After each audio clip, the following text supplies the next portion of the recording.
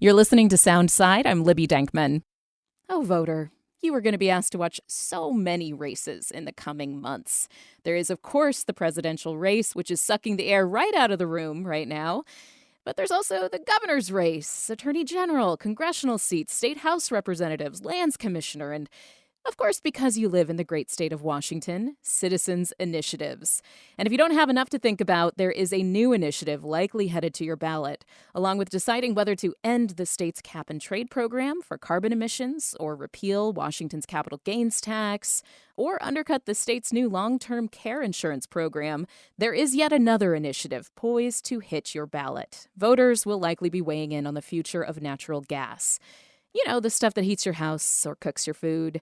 A new initiative poised to qualify for the November ballot aims to roll back the state's efforts to move away from this fossil fuel, and it would ban any proposed bans on natural gas. Jerry Cornfield is the state government and politics reporter for the Washington State Standard. And he joins me now to break down the initiative and the campaign behind it. Hey, Jerry, thanks for being back on the show. Oh, thanks for having me. So natural gas has been, for lack of a better word, under fire in Washington state recently. Can you roll me through some of the environmental concerns about natural gas and what's driving some of the state legislature to work on moving us away? I think the big picture is where it comes from, right? The sources of natural gas are not, they're coming from coal plants.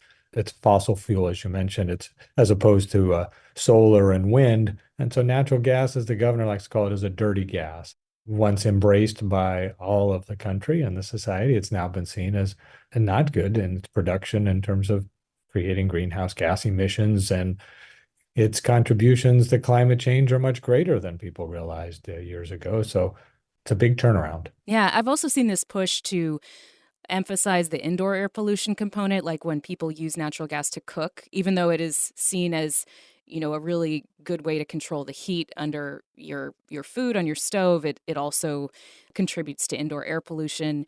That conversation has been growing. So what kinds of policies, Jerry, has the state legislature and other state agencies been putting in place to start us moving away from natural gas? Well, it's sort of two prongs that they're looking at. First, there is the broad ones, the suppliers like Puget Sound Energy and other utilities around the state, to put pressure on them to transition, to get all of their energy that they provide to all the homes from clean sources. And then there is the other side of it and what's being built and the sort of the built environment. I mean, you can't go backwards and tear down everything and start over, but as you go forward, the idea is every new building, whether it's a home or a commercial building, that it will be built differently and won't be reliant on natural gas. And so they've created, through the building codes, incentives. Use a heat pump rather than a gas furnace, and you'll get more credit towards to complying with the building codes of the state. So they've changed those rules. So tell me about Initiative 2066. What would it do? What are its proponents saying? Well, broadly, they just basically say stop. They are telling the policymakers, and in this case, the Democrats in the legislature and the governor, your efforts are too much too fast. And let's just take a pause. The initiative really targets, like I mentioned, those two elements. First, to the utilities, and in particular, a law that is focused on Puget Sound Energy because it's the largest. It says, no way. We're going to repeal portions of that push PSE towards not using natural gas in homes and providing natural gas to businesses, restaurants, et cetera. And the other half of it deals with the building codes. And the council that approved them, if this initiative gets on the ballot and passes, all of its actions that it's passed would be undone. And it would go back to using the building codes that were in existence as recently as, last year. So I think the bigger message is, we think you guys are going a little too far with this attempt to end the use of natural gas. Now, the other side would say, we're not ending it. It's still there. It'll always be there. You'll have access to it. But for this element of fighting climate change, we want to reduce the use of natural gas wherever possible. And that's what we do with our building codes. And that's what we'll do with the utilities through these laws. So it's not a ban. They would say. The other side passing the initiative says, yeah, it effectively is a ban. And who's behind this initiative? The initiative itself was the sponsors of the home building, the Building Industry Association of Washington. They wrote one, and there was three other versions out there that were written by the chair of the state Republican Party, Jim Walsh.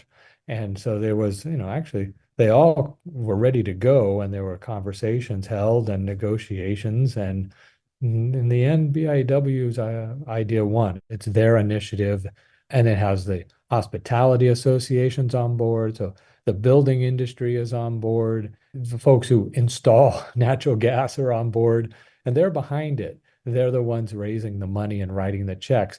They did hire Let's Go Washington, which got those initiatives on. You mentioned earlier, they're on the ballot thanks to their signature gathering effort. So they paid Let's Go Washington to conduct the signature gathering drive. But the man behind Let's Go Washington, Brian Haywood, actually hasn't written a check to this process. So that was kind of a surprise that he didn't put any money into it, but it is his group, his organization that gathered, I think in the end, almost 550,000 signatures to get this ballot measure qualified. So interesting. So Haywood, while he has been the financial backer of these other initiatives like the Climate Commitment Act repeal, the long-term care insurance, the capital gains tax measure, he is not writing a check for this natural gas effort, but it is the Let's Go Washington campaign's structure. They just did a successful signature gathering drive for these other three initiatives, and they were asked to do the signature gathering for this natural gas initiative. But there is a kind of a separation there in terms of funding. Just in the sense that Brian Haywood is not cutting the check, right? He cut the biggest checks for that last year. He didn't have to this year because these organizations did put up the money. Let there be no mistake. Brian Haywood is a big, loud voice in support of this initiative. I fully expect he's going to write checks, 6 figures, maybe 7 figures, to help pass it. What's really notable, if it will be the very first thing voters see, because it's an initiative to the people, it will be on top of every ballot in the state. And then the other 3 initiatives will be below it. So you'll be going through 4 initiatives before you get to choices for president or any other elected offices. Yeah, I find that interesting, Jerry, because, of course, there's also what is expected to be a relatively competitive governor's race. Can you talk a bit before we go here about how these backers, Let's Go Washington, the campaign, which, again, the Republican chair in the legislature, Jim Walsh, is a big organizer of, Brian Haywood, a Republican donor, is behind. How are they hoping that the initiatives also influence other down-ticket issues on the ballot? They believe that folks are tired of some of the policies that are going on, and the climate policy is going too far. And they're hoping it'll drive up turnout of moderate and conservative voters, and even Democratic voters they may like most of the policies, they may think things are going too fast.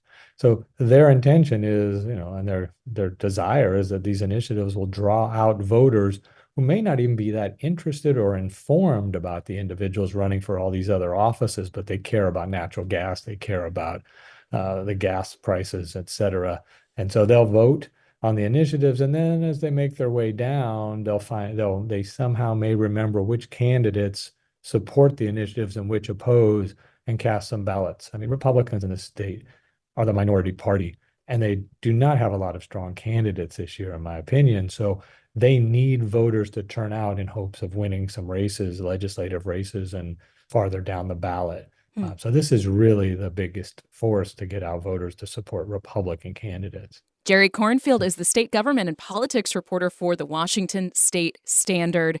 You can follow his reporting over at WashingtonStateStandard.com. Jerry, thank you so much. You're welcome. Thanks for listening to Soundside.